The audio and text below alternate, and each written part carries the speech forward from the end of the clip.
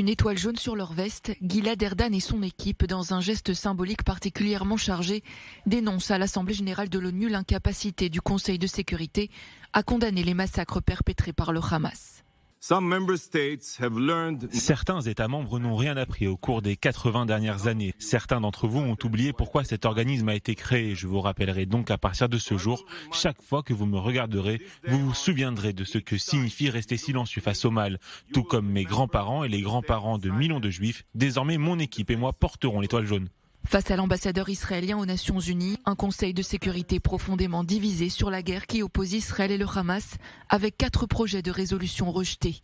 De son côté, l'Assemblée générale de l'ONU a adopté vendredi, à une large majorité, une résolution non contraignante demandant une trêve humanitaire immédiate, mais ne mentionnant pas le Hamas.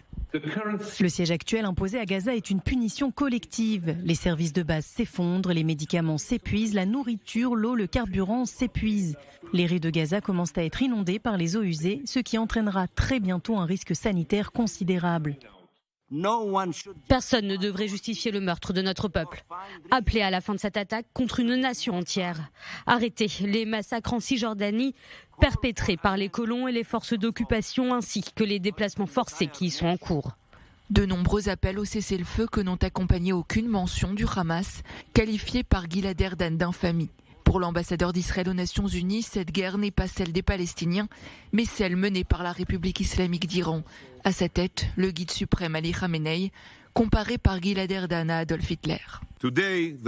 Aujourd'hui, le monde assiste à l'épanouissement de l'islamisme chiite. Pourtant, tout comme la montée du nazisme, le monde est silencieux. Un silence assourdissant. Cette réunion porte uniquement sur la situation au Moyen-Orient et sur la menace iranienne. Cela n'a rien à voir avec les Palestiniens. Gilad Erdan a à nouveau jeté l'opprobre sur Antonio Guterres, l'accusant de trouver au massacre du Hamas des circonstances atténuantes.